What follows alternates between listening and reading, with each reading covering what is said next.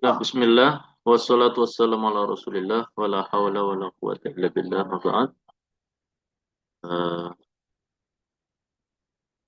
kita sapa dulu teman-teman semua. Assalamualaikum warahmatullahi wabarakatuh. Waalaikumsalam warahmatullahi wabarakatuh.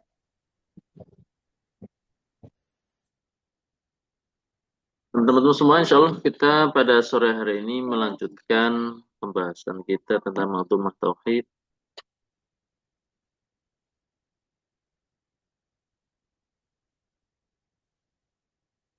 dan mulai masuk ke pembahasan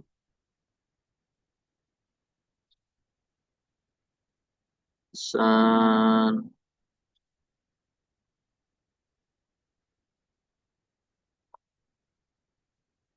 iman kepada Rasul. Iman kepada Rasul. Nanti mengatakan di bait ke-18. Jadi topik pembahasan iman kepada Rasul ada di bait 18, 19, 20 ya. Nanti mengatakan wa rusulullahi musaddaquna. Wa rusulullahi musaddaquna. Dan para utusan Allah itu wajib bagi kita untuk mengimaninya, membenarkan mereka.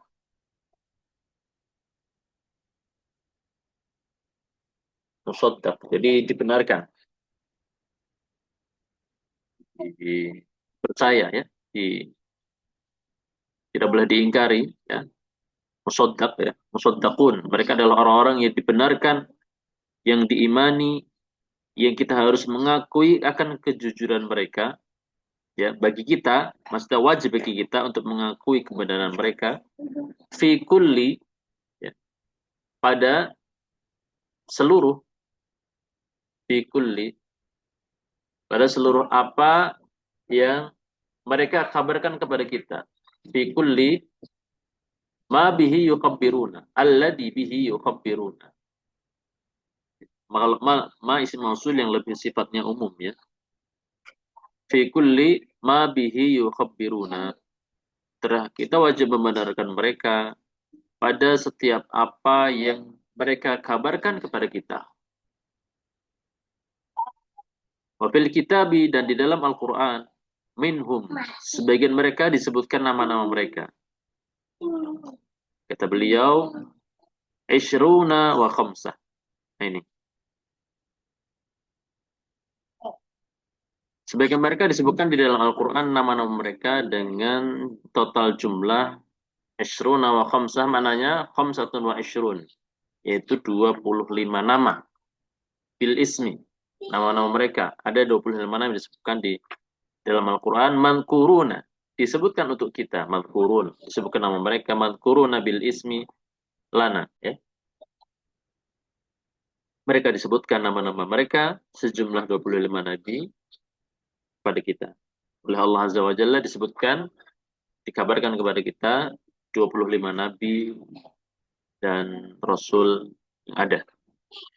Khitamuhum, dan khitam ini penutup, hum kembali kepada para nabi, para rasul. Khitam maksudnya penutupnya, penutup mereka adalah Muhammad sallallahu alaihi wasallam, nabi kita Muhammad sallallahu alaihi wasallam, man ursila, yang beliau telah diutus. Ursila diutus, man ursila linnasi kullihim, kepada seluruh manusia, kepada manusia seluruhnya, dari sejak zaman beliau diutus sampai hari kiamat.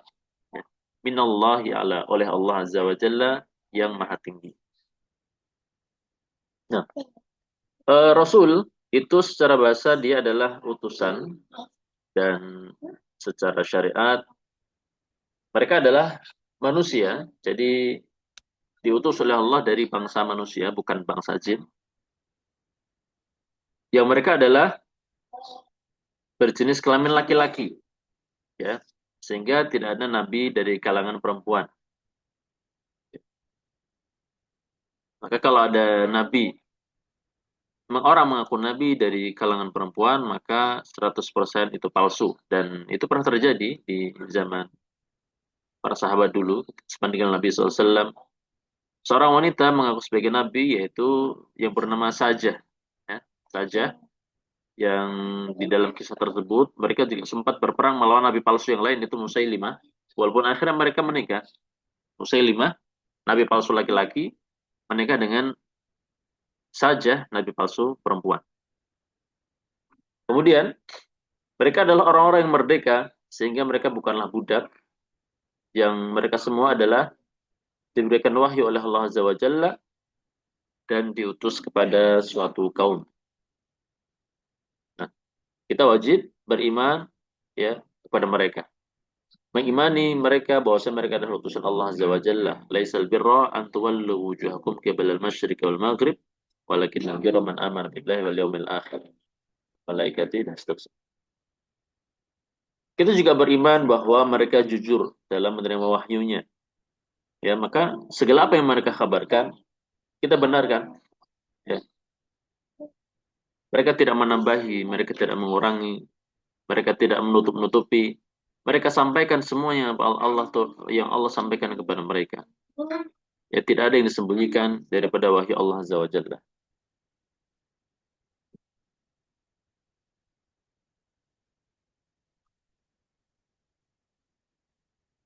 Kemudian, Nazim mengatakan di bait ke-19 bahwa jumlah mereka yang disebutkan dalam Al-Quran 25 nama Nabi dan Rasul. Angka ini, teman-teman semua, ini bukanlah pembatasan. Ya. Sehingga iman kita kepada para Rasul itu ada yang sifatnya umum, ada yang sifatnya khusus.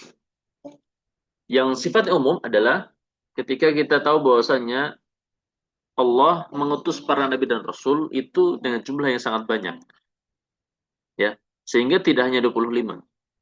Sebagaimana Allah katakan minhum man qasasna 'alaik wa minhum man lam naqsus 'alaik. Ada di antara mereka yang kami kisahkan cerita, sebutkan kisahnya kepada engkau wahai Muhammad, dan ada di antara mereka yang banyak di antara mereka juga yang kisah mereka tidak kami ceritakan. Bahkan disampaikan bahwa jumlah Nabi dan Rasul disebutkan mencapai 124 ribu, 124 ribu, yang diangkat menjadi Rasul dari mereka berjumlah 313 sampai 315. Ini berarti kita mengimani mereka, para Nabi dan Rasul secara umum. Artinya banyak Nabi yang Allah utus ke muka bumi ini. Ya. Ya. Dulu banyak Nabi yang Allah telah utus kepada manusia di muka bumi ini.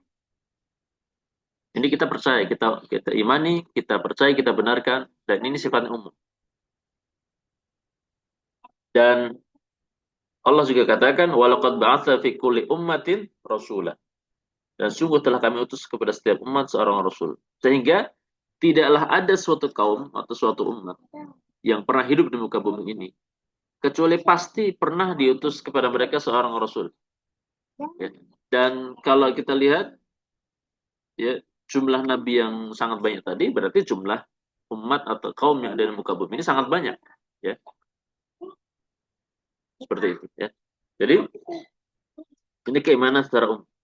Dan adapun keimanan secara terperinci, maka ini terkait bila ada dalil, ya, sebagian dalil Al-Quran, ya, menyebutkan bahwasanya ada 25 para nabi yang disebutkan di dalamnya. Kemudian misalkan ada hadis-hadis Nabi Sallallahu Alaihi Wasallam yang menunjukkan tentang kisah-kisah Nabi yang itu tidak ada di Al-Quran, dan kalau memang hadisnya sahih, maka kita iman. Ya. Dan untuk yang di Al-Quran, yang berjumlah 25 Nabi tersebut, 18 nama Nabi dan Rasul diantaranya terhimpun di dalam ayat 83 sampai 86 surah Al-An'am. Ya. 18 Nabi disebutkan di sana, dan sisanya yaitu 7 nama itu disebutkan secara terpisah-pisah di banyak ayat, ya, di banyak ayat. Mungkin teman-teman juga pernah mendengar hadis-hadis atau cerita-cerita yang menyebutkan tentang nama-nama para nabi yang tidak ada di Al-Quran. Misalkan ada mengatakan ada nama Nabi Daniel, kemudian Ada namanya Nabi Samuel, ya. Ada namanya Nabi siapa lagi? Kalau nggak salah itu ada namanya, ada pernah baca namanya Nabi Uzair, ya. Uzair, ya. Ada yang mengatakan Nabi, ada yang mengatakan tidak. Kemudian Nabi Syith, kemudian ada lagi Nabi Iskil, ya. Itu yang tidak disebutkan dalam Al-Quran. Kemudian di bait ke-20 An-Nadhm mengatakan penutup ya para nabi adalah Muhammad SAW, ya. Dan Allah katakan maka Muhammadun aba ahadin min rijalikum walakin Rasulullah wa khataman nabiyyin. Dan tetapi beliau adalah utusan Allah dan beliau adalah penutup para nabi. Ya, penutup para nabi.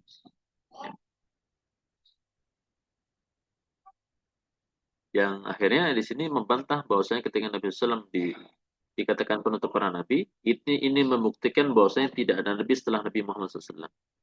Karena eh, karena begini teman-teman semua. Jadi setiap nabi, apa gini, setiap rasul itu pasti nabi, ya. Setiap rasul itu pasti nabi dan tidak setiap nabi itu rasul, ya. Setiap rasul pasti nabi, ya kan ya. Maknanya tidak ada rasul kecuali dia juga seorang nabi. Kemudian tidak setiap nabi itu rasul. Nah, ketika Nabi SAW dikatakan oleh Allah Azza wa Jalla wa khataman nabiyyin, penutup para nabi, ini juga sekaligus untuk menutup celah bahwasanya kalau ada orang yang mengaku nabi, ya itu pasti dipastikan nabi itu adalah palsu, ya. Karena nggak ada lagi nabi setelah Nabi Muhammad SAW. Dan Nabi Muhammad SAW, Rasul juga sekaligus nabi, ya tidak hanya nabi, ya. Dan ketika Nabi dikatakan penutup para nabi, berarti nggak boleh ada lagi nabi setelah Nabi Muhammad SAW. Itu maksudnya. Ya, jadi Nabi sudah selesai dengan diangkatnya Nabi SAW menjadi seorang nabi dan itu adalah nabi terakhir. Berikutnya nggak ada lagi. Berikutnya tidak boleh ada lagi nabi setelah Nabi Muhammad SAW. Ya. Karena kalau dikatakan Nabi Muhammad penutup para rasul, ya misalkan disebutkan oleh Allah dengan khatamar rasul, khatimur rasul, penutup para rasul. Nanti ya ketika ada orang ngaku-ngaku sebagai nabi, itu mereka bisa menjadi alasan. Loh, kan Nabi Muhammad hanya penutup para rasul, masih boleh ada nabi setelahnya. Nah itu. Makanya Allah tegas mengatakan khataman nabiyyin. Karena tidak setiap nabi itu rasul. Ya. Kalau ada orang-orang ngaku sebagai nabi, maka itu palsu. Siapa aja sejak nama Nabi Muhammad, sejak sepeninggal Nabi Muhammad SAW, kalau ada orang mengaku sebagai nabi, pasti itu nabi palsu. Nah, dan Nabi SAW diutus kepada seluruh manusia.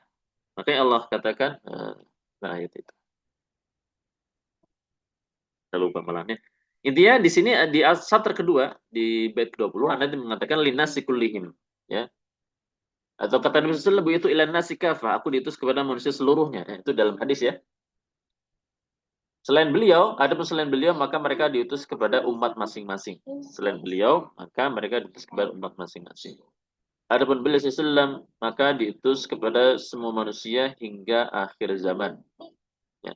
Maka tidak ada seorang Yahudi maupun Nasara atau siapapun itu yang mereka mendengar diutus Nabi SAW kecuali wajib beriman, dan yang tidak mau beriman kepada Nabi SAW maka tempatnya di neraka karena dia kufur, ya, keluar dari Islam. Maka wajib bagi manusia semuanya sejak diutus Nabi Muhammad SAW sampai hari kiamat nanti untuk beriman kepada Nabi Muhammad SAW. Nah, kemudian Nabi mengatakan, nah ini bait ke-21, 22, 23, 24. Ini adalah pembahasan tentang apa namanya? Iman kepada hari akhir. Topik bahasanya adalah iman kepada hari akhir. Bil yaumil akhiri yaqinan nu'minu. Ya. Bil yaumil akhir. Yaqinan nu'minu. Kita beriman, nu'min kita beriman terhadap hari akhir secara yakin, seyakin-yakinnya. Fihi yujaza kafirun. Nah, yujaza ini dibalas, ya. Di hari tersebut akan ada pembalasan, ya. Dibalaslah kafirun wa mu'min. Setiap orang kafir wa mu'min, dan juga semua orang-orang beriman, semua orang kafir ini berarti umumnya kafir wa mu'min. Semuanya akan dibalas. Ya. Dibalas amalan mereka masing-masing. Diberikan balasan. Ya. Lebih na'imil qabri wal adabi. Kemudian termasuk rangkaian daripada keimanan atau termasuk hal-hal yang itu masuk dalam keimanan terhadap hari akhir adalah keimanan kepada ini pertama nih ya, pertama bil yaumil akhir. Terus kita imani juga di hari itu ada pembalasan ya. Kemudian juga kita imani juga tentang perkara nikmat kubur ya. Nikmat kubur. Naimil qabr, nikmat kubur. Wal adab, ini juga tentang adab kubur. Masuk di dalam kedua ini selain nikmat sama adab kubur ada namanya fitnah kubur. Fitnah kubur itu pertanyaan di alam barzakh ya. Siapa Tuhanmu, apa agamamu dan siapa nabimu. Kemudian wal ba'ti, ya ini hari kebangkitan itu sendiri, wal ba'ti ba'dal maut, ya wal ba'ti ba'dal maut, hari kebangkitan setelah kematian, ya wal hisab, ya hari perhitungan, ya. Kemudian kita juga mengimani wa ma li sa'atin minal asyrab, apa yang menjadi tanda-tanda hari kiamat, ya. Al-asyraq lisa'ah. Jadi tanda-tanda hari kiamat. Apa tanda-tanda kiamat, tanda-tanda kecil hari kiamat atau tanda terbesar ya. Kemudian kita imani juga tentang syafaat, adanya syafaat. Kemudian kita imani juga tentang adanya sirat, ya. Kemudian kita imani juga tentang adanya haud. Haud ini telaga, telaga Nabi SAW. Kita imani juga tentang adanya an-nar, neraka. Kita imani juga tentang adanya jinan, jannah, surga.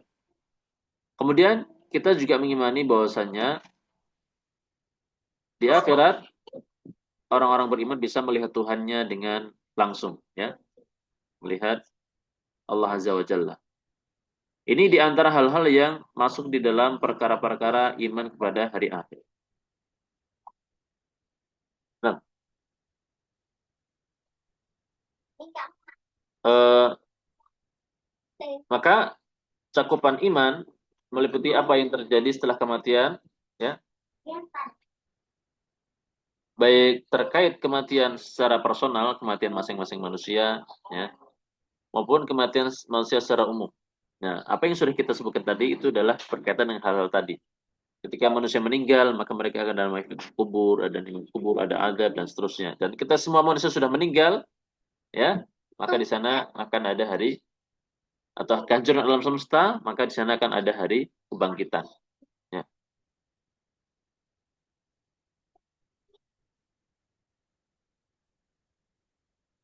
Dan di hari kiamat, ya, nanti kemudian di sini Anda mengatakan di bait 21 yujaza ya, berarti dibalas ya. Karena memang Allah katakan faman ya'mal mithqala dzarratin khairan yarah, faman ya'mal mithqala dzarratin syarran yarah.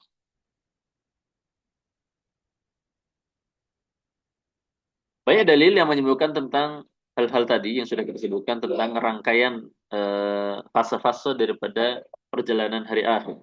Ya. Tentang hisab Allah katakan thumma inna alaina hisabahum. Kemudian tentang adanya neraka an-nar yu'raduna 'alaiha ghuduwan wa 'ashiyya. Ya. Dan yang lainnya daripada banyak ayat-ayat yang menyebutkan tentang perkara-perkara tersebut. Allah juga mengatakan faqad jaa'a asyratuha. Ya, dan telah datang tanda-tanda hari kiamat itu. Dan di antara tanda hari kiamat adalah meninggalnya kita. Ya, di antara tanda hari kiamat yang paling penting adalah meninggalnya manusia. Bahwasanya kita pasti akan meninggalkan dunia yang fana ini dan tidak akan kembali lagi ke dunia ini. Ya, tentu untuk menghadap Allah Azza wa Jalla. Ya, ini yang sangat-sangat pasti yang harus kita imani. Yang ini merupakan tanda-tanda paling besar tentang adanya hari kebangkitan. Karena tidak mungkin Allah menciptakan manusia dengan sia-sia. Tidak mungkin Allah menciptakan manusia dengan tanpa tujuan. Ya. Allah ciptakan manusia dengan segala hikmahnya, ya. Kemudian mereka beramal di muka bumi ini dan nanti akan menghadap kepada Allah Azza wa Jalla mempertanggungjawabkan seluruh amalannya. Jadi sangat sesuatu yang sangat naif sekali apabila ternyata manusia setelah meninggal tidak ada hari pembalasan, ya. Kalau tidak ada hari pembalasan berarti sangat sia-sia apa yang Allah ciptakan di muka bumi ini, ya. Tapi ternyata Allah Maha Bijaksana, seluruhnya nanti akan ada pertanggungjawabannya di hadapan Allah Azza wa Jalla. Termasuk juga di antara tanda hari kiamat adalah diutusnya Nabi terakhir yaitu ana wa kahatain. Nabi SAW, aku diutus ya, dan antara aku dan hari kiamat itu sebagaimana jarak dua jari ini. Ya, artinya jarak antara diutus Nabi Muhammad SAW dan hari kiamat tidaklah lama. Ya. Walaupun mungkin kita merasakan itu sangat lama, tetapi bagi Allah Azza wa Jalla itu sangatlah dekat. Adapun terkait syafaat, ya, ada yang syafaat yang An-Nadim sebutkan di bait ke-23 ya. Syafaat ini adalah meminta orang lain untuk menjadi perantara dalam menyampaikan suatu hajat kepada Allah Azza wa Jalla. Dan nanti di hari kiamat, Nabi kita SAW, ya, beliau akan diminta menjadi perantara, jadi syafi', ya, antara manusia seluruhnya dengan Allah Azza wa Jalla, yang itu dikenal dengan istilah syafaat uzma atau maqaman mahmudah. Dan ini adalah khusus bagi beliau SAW, yaitu ketika manusia dikumpulkan di padang mahsyar, ya, di bawah terik matahari yang sangat panas sampai akhirnya berjalan waktu, ya, belum ada apa namanya, belum ada keputusan. Akhirnya manusia sudah tidak kuat dan kemudian mereka mendatangi bapaknya manusia, Nabi Adam alaihissalam. Mereka menyampaikan apa yang mereka sampaikan tentang keistimewaan Nabi Adam. Nabi Adam menolak. Kemudian mereka datang kepada Nabi Nuh, mereka sampaikan apa yang menjadi keistimewaan Nabi Nuh. Mereka puji Nabi Nuh dan seterusnya. Intinya manusia meminta kepada para nabi yang mereka datangi untuk menjadi syafi', menjadi memberi syafaat kepada Allah Azza wa Jalla bagi manusia. Sampai akhirnya ketika semuanya menyerah, akhirnya mereka mendatangi Nabi kita SAW, dan beliau SAW adalah Sayyid Waladi Adam. Beliau adalah pemimpin para nabi, pemimpin para manusia, pemimpin para manusia. Kata Nabi SAW, Ana Sayyidu Waladi Adam. Ya. Dan nyatanya beliau SAW adalah pemimpin para manusia seluruhnya. Ya. Makanya terkadang kita kalau bersalawat untuk Nabi SAW, kita juga boleh mengatakan, boleh kita menyebut Allahumma sholli ala Sayyidina Muhammad. Karena memang nyatanya beliau adalah seorang Sayyid. Ya. Dan ini bukan berarti menurunkan derajat beliau dari seorang Nabi, bukan. Karena Nabi SAW sendiri mengatakan, Ana Sayyid Waladi Adam. Kemudian, ya, ini syafaat yang khusus bagi Nabi SAW. Dan diantaranya adalah syafaat, dan diantara syafaat yang ada adalah syafaat-syafaat yang lain seperti syafaat agar seseorang itu dikeluarkan dari neraka karena sebab dosa-dosa besarnya. Ya. Nah ini berlaku juga untuk, kalau syafaat yang semacam ini berlaku untuk selain Nabi SAW. Misalkan ada seorang mukmin yang diingat kepada saudaranya, maka dia meminta meminta kepada Allah Azza wa Jalla agar menolong membebaskan saudaranya dari neraka. Ya, maka diantara usaha manusia adalah memperbanyak kawan-kawan yang saleh. Kemudian syafaat-syafaat yang lain, ya, banyak, sangat banyak macam-macam syafaat yang tidak mungkin kita rincikan satu persatu. Ya, karena ini namanya bukan mempelajari tentang detail tentang masalah syafaat. Nah, yang tentunya dalam masalah syafaat ini tentu ada syarat. Ya, terutama adalah izin dari Allah Azza wa Jalla. Man dzalladzi yashfa'u indahu illa bi'idnih. Kemudian ridha Allah Azza wa Jalla kepada syafi' dan masyfu' lahu, yaitu orang yang memberikan syafaat serta orang yang diberikan syafaat. Di mana syarat utamanya adalah mereka orang-orang yang bertauhid, bukan orang yang meninggal di atas kesyirikan. Ya. Jadi kalau misalkan ada orang meninggal di atas kesyirikan, mati kafir, belum tobat, ya maka mereka tidak bisa menerima syafaat. Walaupun mungkin yang memberikan syafaat itu saudara kandungnya sendiri atau orang tuanya sendiri, itu tidak bisa. Ya.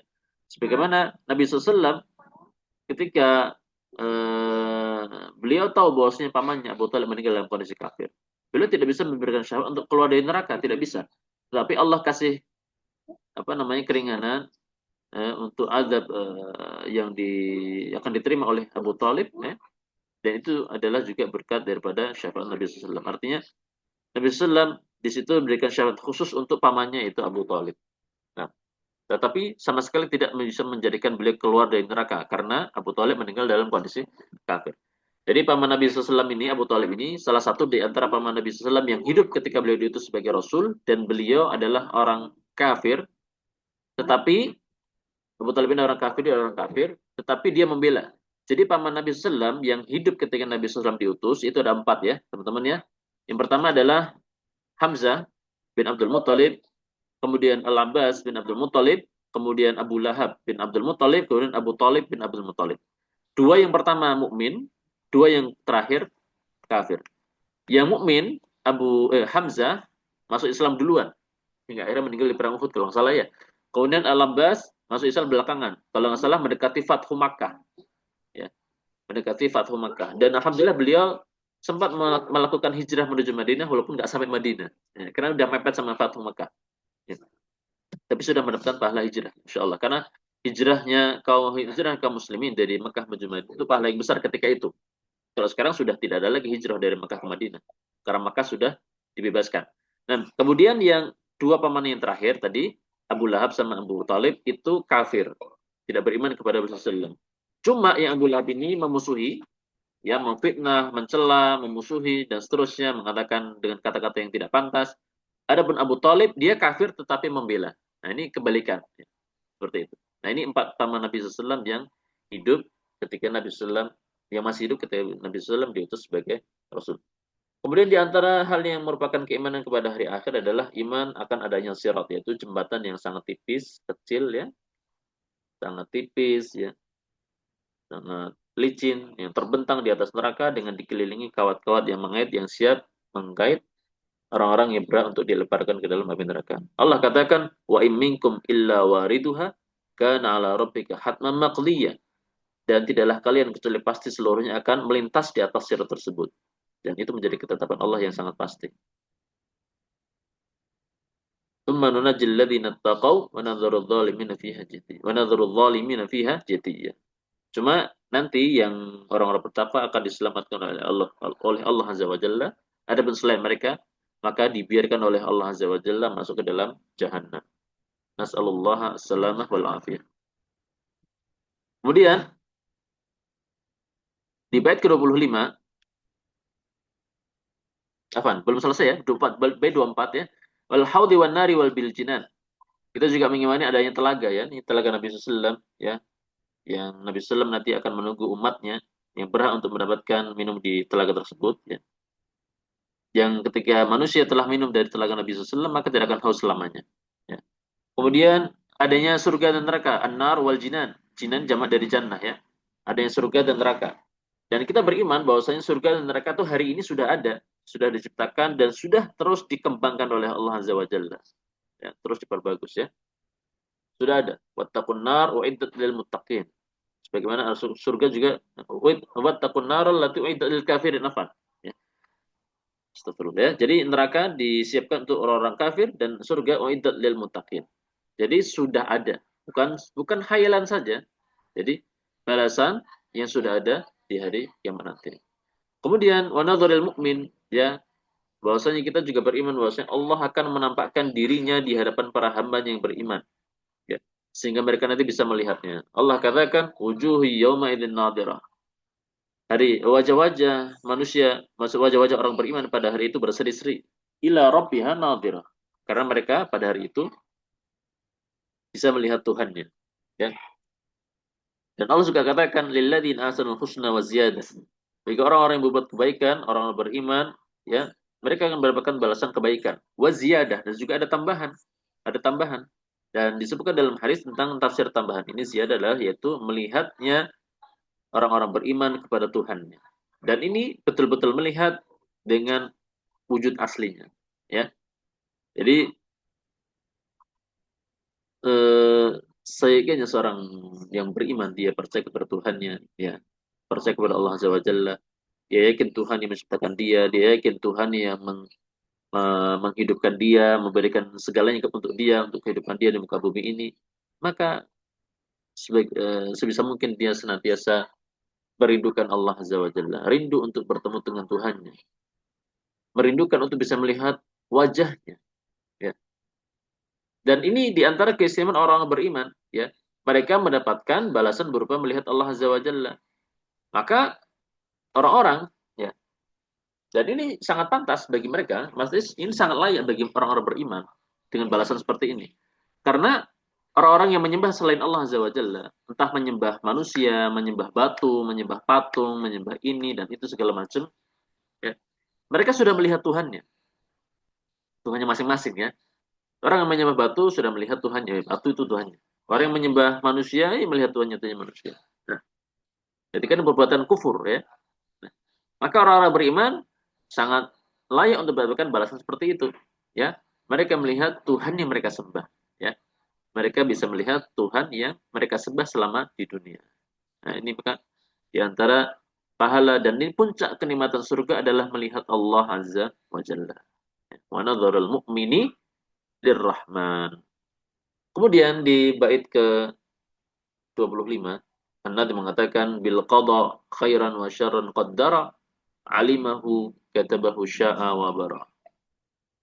Adapun terkait ya qada ya khairan wa syarran, apakah itu takdir baik atau buruk ya, maka itu adalah apa yang Allah takdirkan, apa yang Allah tentukan, apa yang Allah tetapkan ya.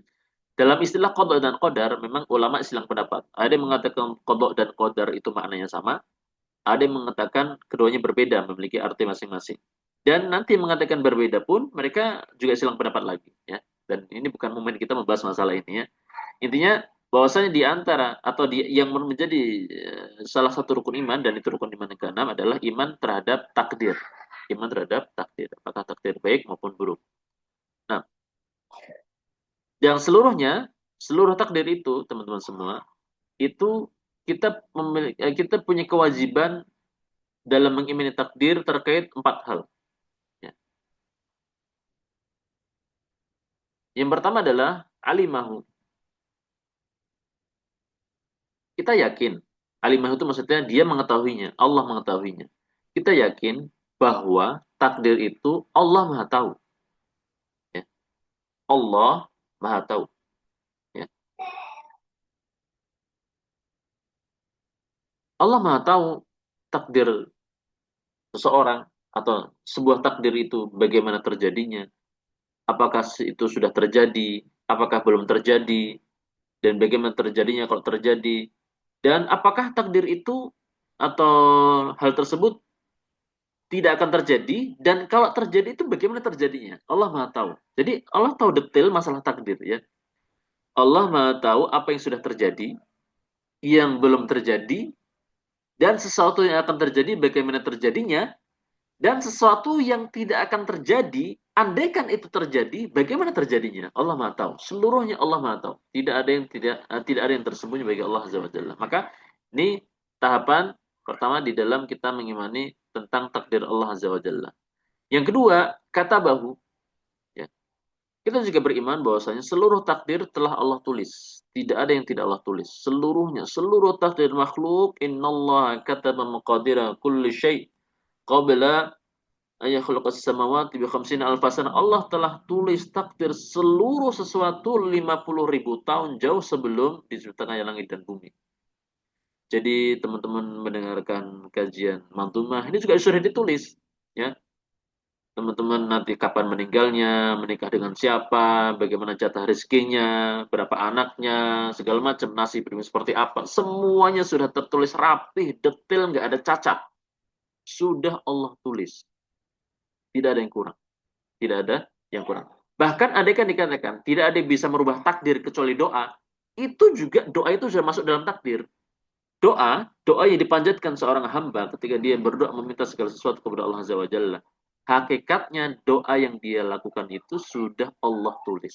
Amalan doa yang dia lakukan sudah Allah tulis. Jadi seluruhnya sudah Allah tulis. Tidak ada yang kurang, tidak ada yang cacat, tidak ada yang kelebihan, semuanya sudah Allah tulis. Nah ini, ya. Tentang yang tadi alimahu, Allah juga katakan, Innallaha bikulli syai'in alim. Nah, kemudian yang ketiga adalah bahwasannya sya'a. Maksudnya dia berkehendak untuk terjadi takdir tersebut. Maknanya tidaklah sebuah kejadian, tidaklah sebuah takdir itu terjadi, ya, apakah baik atau buruk, ya. Dan mungkin baik, ya, semua takdir itu baik bagi Allah Azza wa Jalla, adapun buruk itu dari sudut manusia. Sudut manusia. Jadi pembagian takdir baik buruk benar memang. Tapi kalau bagi Allah Azza wa Jalla semuanya baik, ada hikmahnya. Sebagai misalkan manusia diuji dengan sakit, ya. Itu buruk bagi manusia, tetapi baik bagi Allah Azza wa Jalla, dan itu ada hikmah di balik takdir buruk tersebut.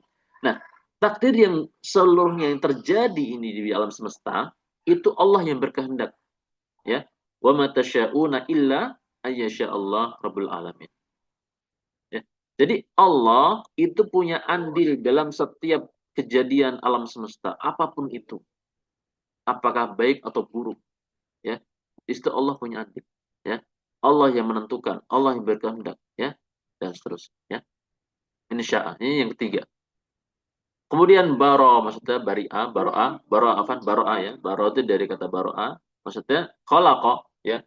Maksudnya Allah yang menciptakan takdir itu. Allah yang mengetahui, Allah yang menulis, Allah yang menghendaki, dan Allah juga yang menciptakan.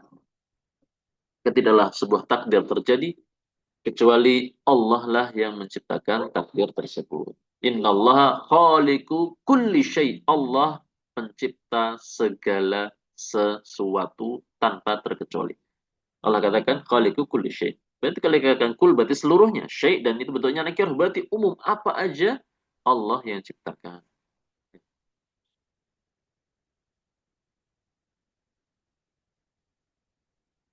Ini 4 tingkatan di dalam apa?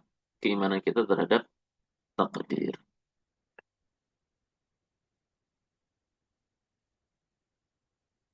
Makanya innallaha khalaqakum wa ma ta'malun. Allah menciptakan kalian dan juga amalan-amalan kalian.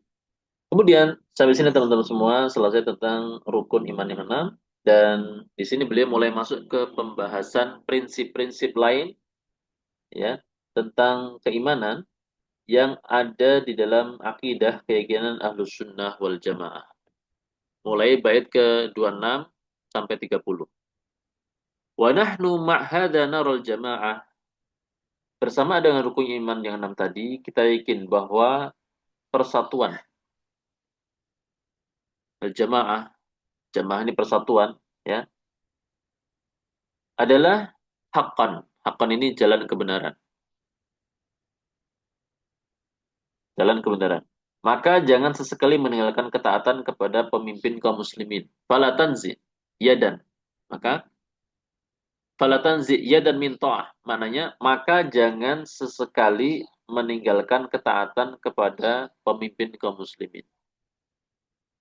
Ini latan yadan min ta'ah. Dan jamaah yang dimaksud ya di sini, istilah ini, itu bisa diartikan bersatu di atas kebenaran dengan mengikuti Al-Quran dan As-Sunnah dengan pemahaman para sahabat, bukan pemahaman sembarang orang. Karena yang memahami Al-Quran dan Sunnah dengan benar, itu para sahabat. Ya. Itu yang kita ikuti. Bukan selera manusia hari ini, bukan. Ya. Untuk memahami Quran dan Sunnah, itu harus dengan pemahaman para sahabat. Kalau kita ngaku-ngaku ikut Quran dan Sunnah, ternyata pemahaman orang-orang sufi, pemahaman orang-orang yang liberal, ya, maka sama aja ente ngaku ikut Quran Sunnah, tetapi pahamnya keliru.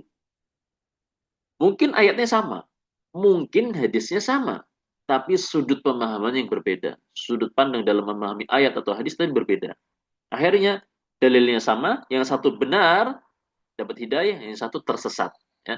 Nah ini makna jamaah yang pertama. Atau makna kedua dari kata jamaah adalah bersatu ya dengan mentaati serta mendengar di bawah pemimpin kaum muslimin dalam hal yang ma'ruf ya. Maka Allah katakan atiullah wa atiur rasul wa ulil amri minkum, dan taatilah pemimpin kalian. Ya, tentunya dalam kebaikan. Kalau pemimpin menyuruh kepada syirik, maka nggak boleh taat. Tapi pemimpin menyuruh kepada sesuatu yang maslahat, kebaikan, maka kita wajib mentaatinya. Maka alal mar'i as-sam'u wa ta'ah bima ahabba wa karih.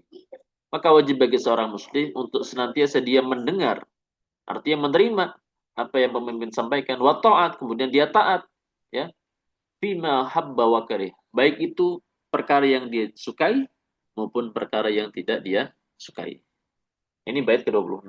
Jadi bersatu, intinya persatuan. Persatuan di atas al-haq atau bersatu untuk mentaati pemimpin kaum muslimin dalam hal yang ma'ruf. Kemudian, jadi masalah taat pemimpin kaum muslimin itu masalah akidah ya teman-teman semua ya, bukan masalah masalah yang sepele. Jadi masalah keyakinan, masalah prinsipil ya. Kemudian kada nuhibbul ala was sahabah. Ya. Demikian pula kita wajib mencintai ahlul bait, al-al. Nuhibbu itu kan mencintai ya, mencintai ahlul bait. Ya, sebagian orang menyangka ahlus sunnah wal jamaah tidak cinta ahlul bait, bukan demikian. Ya. Justru ahlus sunnah wal jamaah itu sangat mencintai ahlul bait. Kemudian juga kita mencintai para sahabat. Ya. Kenapa? Karena mereka hum khairu dil ummah la gharabah. Mereka adalah sebaik-baik umat ini. Khair itu dari kata akhyar ya. Isim tafdil. Sebagaimana syarrun dari kata asyar. Ini juga isim tafdil. Namanya paling. Memiliki makna paling ya. Khair. Paling baik daripada generasi paling baik umat ini la gharabah. Dan itu tidak asing. Artinya bukan perkara yang asing. Jadi ahlul bait ya. Dan juga para sahabat adalah orang-orang terbaik umat ini. Dan ini termasuk akidah juga teman-teman semua. Ini termasuk akidah kita, hal prinsip kita mencintai para sahabat dan ahlul bait. Bahkan ini menjadi ibadah, kategorinya ibadah. Ya, mencintai mereka, para sahabat itu termasuk ibadah kepada Allah Azza wa Jalla. Allah katakan tentang ahlul bait, Allah katakan wa yutahhirukum tathira. Kemudian Allah katakan tentang para sahabat as-sabiqun al-awwaluna minal muhajirin wal ansar. Tentu yang dikatakan ahlul bait sini ya teman-teman semua ya memang ya orang-orang yang memang beriman kepada Nabi sallallahu alaihi wasallam ya. Artinya walaupun dia keluarga Nabi, tetapi kalau dia kafir seperti sebagaimana Abu Thalib dan Abu Lahab, nggak termasuk ahlul bait, ya termasuk ahlul bait. Nah, ya, intinya kerabat Nabi yang beriman kepada beliau SAW. Dan itu dari kalau nggak salah dari Bani Hashim itu ya, Bani Hashim, ya, Bani Hashim dan Bani Abdul Muthalib. Dan wallahu alam sebagian ulama mengatakan para istri Nabi juga termasuk ahlul bait, ya. Artinya hubungannya lewat pernikahan, ya. Hubungannya lewat pernikahan. Wallahu alam.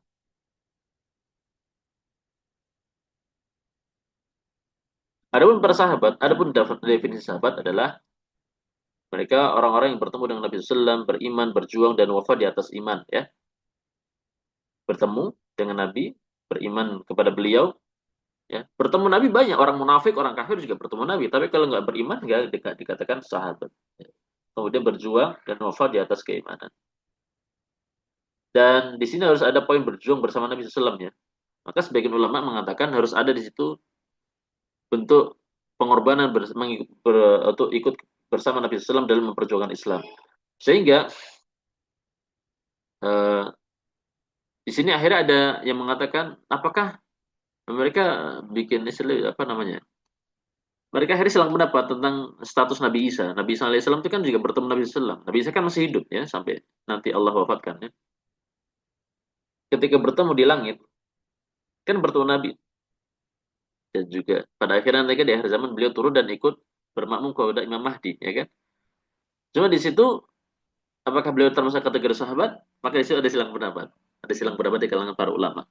Tapi yang jelas beliau tidak turun derajat dari seorang nabi. Beliau nabi dan nabi, para nabi teman-teman semua. Para nabi tetap derajatnya di atas para sahabat ya.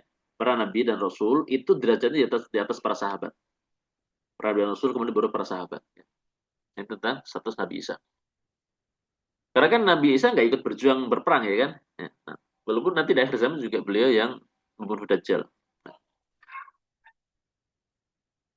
Dan mencelanya, kalau kita beriman adalah ibadah, kalau kita mencintai para sahabat adalah ibadah, maka mencela mereka adalah termasuk mencela Islam.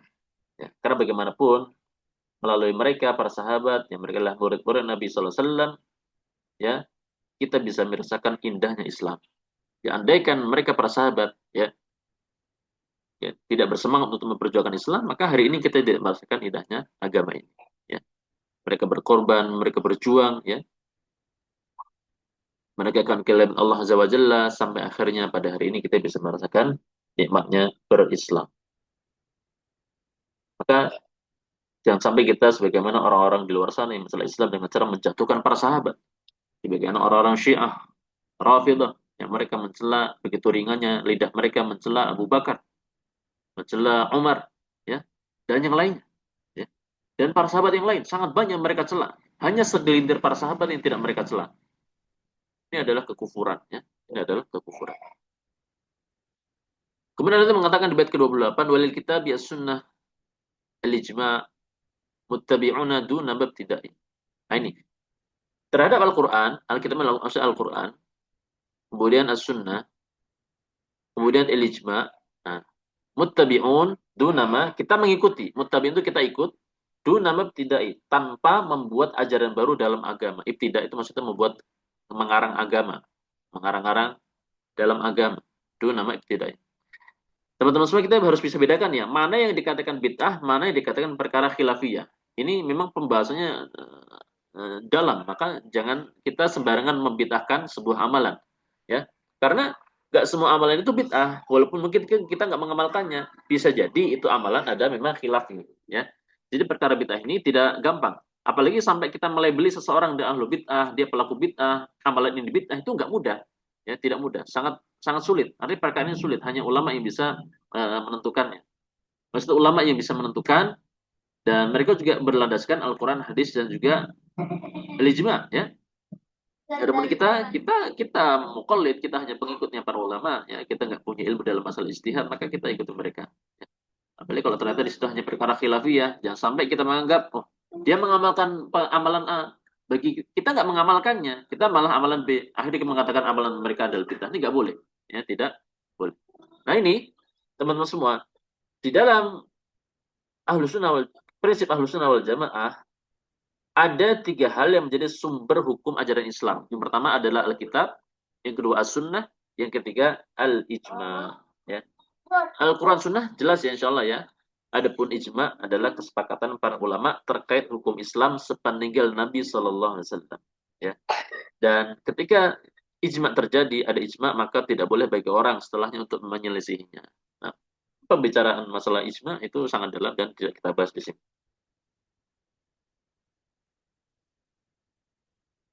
Kemudian yang bait ke-29 imanuna aqdun wa qaulun wa amal. Ya, keimanan kita ini itu adalah berupa masuk di dalamnya tentang keyakinan, kemudian qaul, ucapan dan juga amalan. Jadi iman itu mencakup amalan hati, amalan lisan, amalan badan, ya, anggota badan. Bito'ati izdada, izdada itu bertambah, bito'ah bertambah dengan ketaatan, bil isyani qol dan berkurang dengan kemaksiatan. Nah, sebagian ulama mendefinisikan al-imanu khamsununa. Iman itu adalah lima nun. Yang pertama, i'tiqadun bil janan, keyakinan dengan hati. Kemudian qaulun bil lisan, ucapan dengan lisan. Kemudian amalun bil arkan, ya, amalan dengan anggota badan. Yazidu bi ta'atir rahman, bertambah dengan mentaati ar-rahman. Wayang kusubi ta'ati syaitan dan berkurang dengan mentaati setan. Ya, ini nun lima tadi di rangkaian tadi adalah lima nun itu mendefinisikan tentang iman. Sehingga teman-teman semua, ya, di dalam hadis, ya, dikatakan al-imanu bid'un wa sittuna aw sab'una syu'bah. Iman itu ada 70 atau 60 sekian cabang. A'laha qaulu la ilaha illallah. Yang paling tinggi cabang keimanan adalah ucapan la ilaha illallah. Ini amalan lisan, ya. Wa adnaha imatatul adha 'anit thariq. Dan paling rendahnya adalah menyingkirkan gangguan dari jalan, ya. Menyingkirkan gangguan dari jalan yang dilalui manusia. Ini amalan dengan anggota badan. Wal haya'u syu'batun minal iman, dan malu itu termasuk keimanan. Ini amalan hati. Ini baru tiga contoh untuk masing-masing tadi, amalan hati, amalan lisan, amalan badan. Belum nanti contoh-contoh yang lain. Yang intinya iman tidak hanya masalah di hati saja. Maka sholat juga termasuk iman. Allah katakan innallah la yudhi'u imanakum, tentang ini. Jadi tentang perpindahan kiblat dari Masjidil Aqsa menuju Masjidil Haram. Ya, apa? Dari dari Masjidil Aqsa menuju Masjidil Haram, ketika Masjidil Haram sudah steril dari berhala, ya maka amalan para sahabat yang sudah lalu berupa sholat menghadap Masjidil Aqsa tidak disia-siakan, dan Allah sebutkan sholat dengan kata iman, ya, dengan kata iman.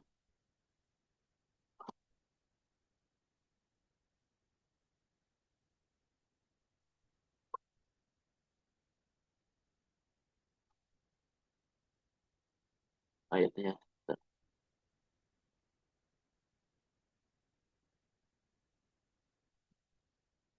nggak ketemu. Nah, intinya sholat pun termasuk daripada keimanan itu sendiri. Nah, kemudian bait ke-30, wala nukaffiru ulil Islam, dan kita tidak boleh mengkafirkan orang-orang Islam, ya. Bima siwal kufri minal atham, ya. Jika mereka berbuat dosa besar selain kekufuran. Al-atham ini maksudnya dosa besar, al-kufur ini kekufuran, dosa yang mengeluarkan orang dari Islam. Ya, kita nggak boleh mengkafirkan orang yang terjatuh dalam dosa besar. Ya. Dan inilah beda Ahlus Sunnah wal Jamaah dengan kelompok yang lain, Khawarij terutama. Ya, jadi yang paling bertentangan dalam masalah ini adalah Khawarij dan Mu'tazilah. Khawarij Mu'tazilah ekstrim, Ahlus Sunnah pertengahan, yang bermudah-mudahan itu Murji'ah. Ya. Jadi gampangnya gini teman-teman, ini simpelnya karena waktu sudah mepet ya. Menurut Khawarij, orang yang berzina itu kafir dan kekal di neraka. Ya. Menurut Mu'tazilah, orang yang berzina itu baina manzilatain, tetapi ujungnya sama, kekal di neraka. Nggak kafir, nggak. Mu'tazilah mengatakan orang yang berzina, ini kita ambil contoh satu dosa aja ya berzina, belum nanti contoh dosa besar yang lain.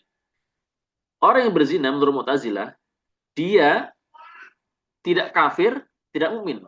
Artinya baina manzilatain, nggak kafir, nggak mukmin. Tetapi ujung-ujungnya sama, klaim mereka seperti orang Khawarij kekal di neraka.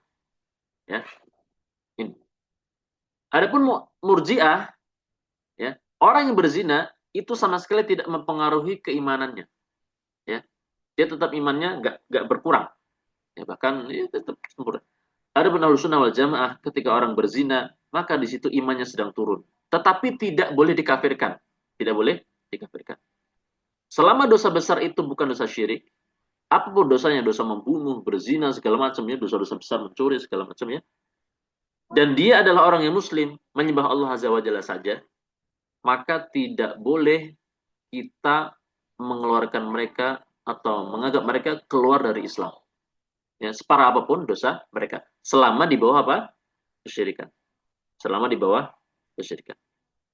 Ini keyakinan, ini prinsip akidah Ahlussunnah wal Jamaah yang harus kita pegang. Ya. Makanya dosa-dosa besar selain syirik, andaikan pelakunya, ini kita bicara yang muslim ya, pelaku dosa besar dari kalangan kaum muslimin. Andaikan mereka belum tobat dari dosa besarnya, apakah membunuh, apakah berzina, apakah mencuri, apakah dosa-dosa besar yang lain, ya. Walaupun nanti di sana ada klasifikasi lagi, ada dosa masalah kaitannya dengan hak hamba, ada yang masalah kaitannya dengan hak Allah Azza wa Jalla, ya. Pelaku dosa besar selama bukan syirik dan dia meninggal belum tobat, itu dosa-dosa mereka di bawah kehendak Allah Azza wa Jalla. Insya'a adzabahu. Kalau Allah mau, Allah azab dulu. Wa insya'a ghafarolahu. Kalau Allah mau, Allah akan ampuni. Ini prinsip akidah Ahlussunnah wal Jamaah. Dalilnya apa? Dalilnya innallaha la yaghfiru an yushraka bihi wa yaghfiru ma duna dzalika liman yasha. Allah tidak akan ampuni dosa syirik, ya, jika dia mati belum tobat. Dan Allah akan ampuni dosa di bawah syirik walaupun dia mati, walaupun dia belum tobat ketika meninggalnya. Nah, ini prinsip. Sehingga misalkan ada orang zahirnya, teman-teman semua, ini mohon maaf zahirnya. Ada orang meninggal dalam kondisi bermaksiat. Misalkan dia check in di hotel bersama perempuan, meninggal, tapi dia muslim. Zahirnya memang sul khotimah, tetapi nggak boleh kita mengklaim dia di neraka. Sedikit pun tidak ada hak bagi kita mengatakan dia penduduk neraka. Apalagi sampai mengatakan seperti orang Khawarij, dia kekal di neraka. Ini nggak boleh. Ya, nggak boleh. Walaupun memang akhir hidupnya buruk. Walaupun akhir hidupnya. Tapi kalau ternyata dia adalah seorang muslim, dia orang beriman, dia mencintai Allah Azza wa Jalla, ya, sebesar apapun dosa yang dia lakukan dan dia belum taubat, ya, selama dosa itu di bawah syirik, maka itu urusannya adalah kepada Allah Azza wa Jalla. Terserah Allah Azza wa Jalla. Nah, ini prinsip akidah Ahlus Sunnah wal Jamaah. Nah, ada pun syirik, ya, ketika seseorang belum taubat maka tidak akan diampuni. Bahkan syirik pun kalau dia mau taubat Allah akan ampuni selama dia belum meninggal. Nah, Nah, ini bagian terakhir daripada pembahasan tentang prinsip akidah Ahlussunnah wal Jamaah, yaitu tentang pelaku, sikap kita terhadap pelaku dosa besar. Apalagi teman-teman semua, dosa besar ini kan kategorinya ada yang mengeluarkan dari Islam, mengeluarkan seseorang dari Islam, ada yang tidak mengeluarkan dari Islam. Maka kita harus berhati-hati dalam masalah ini. Nah, maka andaikan orang, jadi istilahnya kalau pelaku dosa besar itu gini, mukmin bi imanihi, dia masih beriman, dia masih punya keimanan, cuma dia fasikun bi kabirati. Dia kondisinya juga dalam kondisi fasik dengan sebab dosa besar. Maka kita memohon kepada Allah Azza wa Jalla hidayah supaya kita ditetapkan di atas prinsip yang benar. Karena sangat berat ya, sangat berat. Mungkin akhirnya kita melihat orang, mungkin orang yang kita kenal, dia meninggal dalam kondisi maksiat, kemudian kita akhirnya berprasangka buruk segala macam ya. Kita doakan, mudah-mudahan Allah mengampuni. Apalagi dia dikenal sebagai seorang muslim. Jadi dikenal sebagai seorang muslim. Makanya Allah katakan tentang peperangan antara Ali dan Muawiyah. Allah katakan apa? Wa in ta'ifatani minal mu'minina qatatalu. Teman-teman semua, membunuh itu dosa besar tidak? Tentu jawabannya dosa besar. Tapi kita ingat sejarah. Sejarah pernah mencatat bahwa pernah terjadi peperangan dan yang namanya perang mesti ada saling membunuh. Bukan membunuh saja, tapi saling membunuh. Perang antara Ali melawan Aisyah, perang Jamal. Perang antara Ali melawan Muawiyah, perang Siffin. Ini dosa besar, ya. Tetapi Allah tetap mengatakan apa? Menyebut mereka dengan kelompok apa? Minal mu'minin. Mereka adalah orang-orang beriman. Tidak kafir. Nah, kemudian ya Rabbi sabitna alal iman, wahai Allah, ya Allah, tetapkanlah kami di atas keimanan. Shalli ala nabi kullani. Bersalawatlah engkau untuk Nabi Muhammad SAW setiap saat ya. Dan ini adalah penutup dari beliau, An-Nadim. Beliau berdoa untuk kita bersama agar kita meninggal di atas keimanan. Dan gini teman-teman semua ya, jadi pelajaran akidah perlunya kita sering mengulang, mempelajari supaya akidah kita tetap dikuatkan oleh Allah Azza wa Jalla. Dan ini bentuk usaha kita bagaimana akidah kita tetap terjaga insya Allah. Nah, mungkin kita juga harus sering berdoa, ya muqallibal qulub tsabbit qulubana ala dinik ya. Kemudian kita juga berdoa ihdinas siratal mustaqim yang sering kita ulang dalam setiap salat kita ya. Intinya pelajaran akidah bukan pelajaran yang remeh. Pelajaran akidah pelajaran yang agung. Ini merupakan pelajaran apa? Hal yang prinsipil yang tidak boleh seorang muslim melalaikannya. Dan akhirnya apa yang benar datang dari Allah Azza wa Jalla, apa yang salah datang dari diri saya dan syaitan. Dan akhirnya kita selesai juga membahas tentang mandim atau humiyah mawajahid. Kurang lebih yang mohon maaf. Kita tutup pertemuan pada sore hari ini dengan tutup majelis. Subhanakallahumma wa bihamdika asyhadu